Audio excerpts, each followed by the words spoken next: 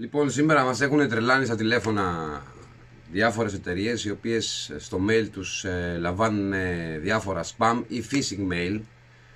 Phishing mail σημαίνει ότι είναι ένα mail ψεύτικο το οποίο προσπαθούν με αυτόν τον τρόπο να ψαρέψουν, εξού και το phishing που σημαίνει ψάρεμα, να ψαρέψουν με διάφορους τρόπους που σκέφτονται, είτε ότι είναι ένα mail από το GovGR, είτε ότι είναι ένα mail από μια SES, από μια ΕΛΤΑ, είτε ότι είναι ένα mail από μια τράπεζα, και με αυτόν τον τρόπο κοροϊδεύουν τον χρήστη ώστε να τον πείσουν να γράψει με λίγα λόγια τις λεπτομέρειες της πιστωτικής του κάρτας ή του λογαριασμού της τράπεζάς του, και έτσι αποσπούν τους κωδικούς, και από εκεί και πέρα τη συνέχεια την ακούμε όλες στις τηλεοράσεις και στα διάφορα μέσα μαζικής ενημέρωσης κτλ.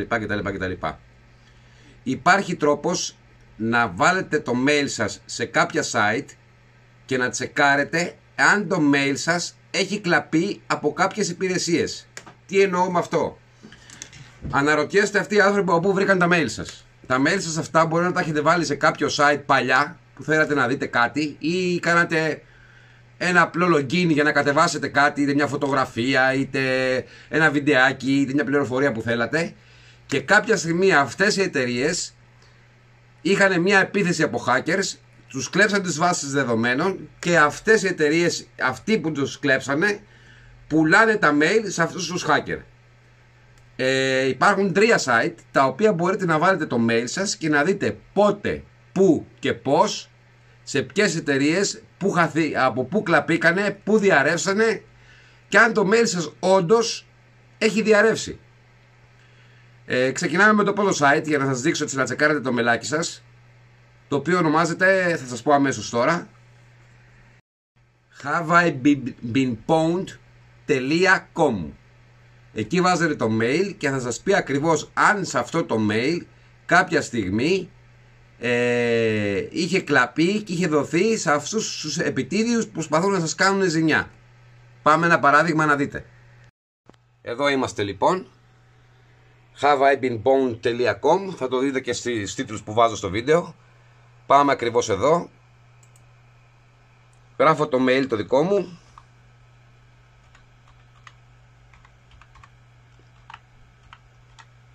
πολύ ωραία, πατάω το pwned, περιμένουμε και βλέπουμε. Ναι, κάποια στιγμή το mail μου έχει διαρρεύσει, και έχει διαρρεύσει από το Open Subtitles, το οποίο ήταν ένα προγραμματάκι το οποίο γνωρίζω που τραβάει τους υπότιτλους όταν βλέπαμε ταινίες. Αυτό έχει γίνει τον Αύγουστο του 2021, δηλαδή εδώ σας λέει κιόλας ότι αυτό το site συγκεκριμένα το έχουν κλέψει, το έχουν χακάρει, και περίπου 7 εκατομμύρια συνδρομητές, τα προσωπικά τους δεδομένα όπως είναι και το mail έχουν κλαπεί. Οπότε αυτό το mail μου είναι σίγουρα σε μια λίστα που χρησιμοποιούν διάφοροι που στέλνουν τα phishing mail.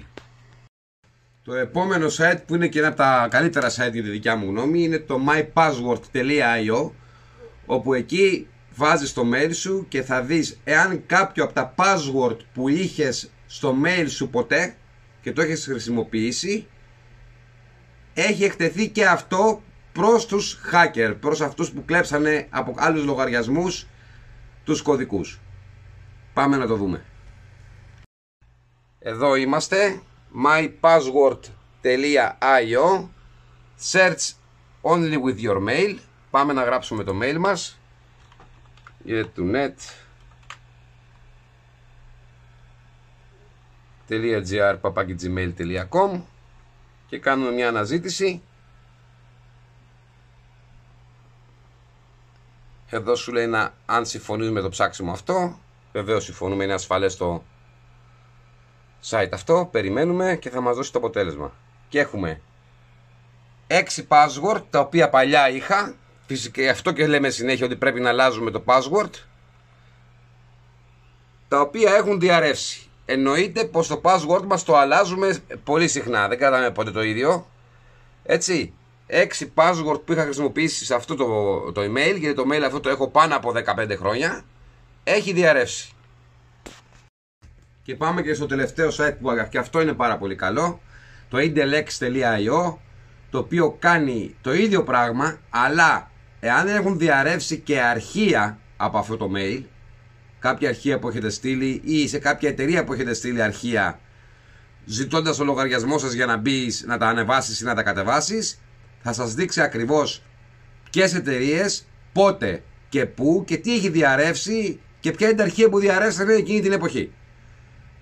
Πάμε να το δούμε.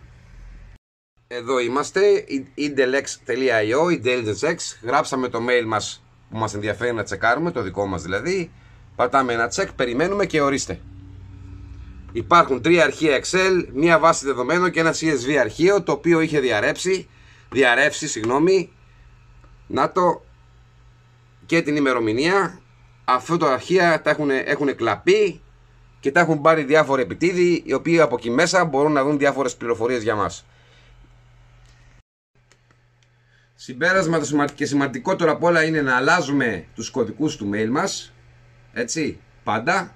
Τσεκάρουμε, δεν αφήνουμε ποτέ, δηλαδή μην αφήσετε ένα κωδικό ίδιο για τουλάχιστον 3-4 χρόνια. Ξέρω ότι είναι δύσκολο. Προσθέστε ένα γράμμα μπροστά, ένα γράμμα στο τέλος, ή βάλτε ένα κεφαλαίο μπροστά, ένα πιο μικρό μετά. Δηλαδή, αν έχεις ένα mail 1-1-1-1-1, βάλε και το σε λένε Μάριο, βάλε ένα μη μπροστά και ένα μη στο τέλος για να το θυμάστε. Ή αν έχετε, σκεφτείτε κάτι, μην τα αφήνετε ίδιο το mail, τους κωδικούς σας. Και να ξέρετε, και το λέω συνέχεια, καμία τράπεζα δεν στέλνει mail, καμία SES δεν στέλνει mail. Το GCS συνήθως σας στέλνει link για να πάτε μέσα στο GCS. Κοιτάμε απάνω να έχει πάντα το HTTPS που σημαίνει secure και να όντως είμαστε στο GCS για να βάλουμε τους κωδικούς του TaxisNet. Θέλει προσοχή, δηλαδή πρέπει να ξέρουμε περίπου τι mail μας έρχονται και να έχουμε το νου μας. Δεν ανοίγουμε ό,τι να είναι, όπως να είναι και όποτε να είναι. Αυτά από μένα. Καλή συνέχεια.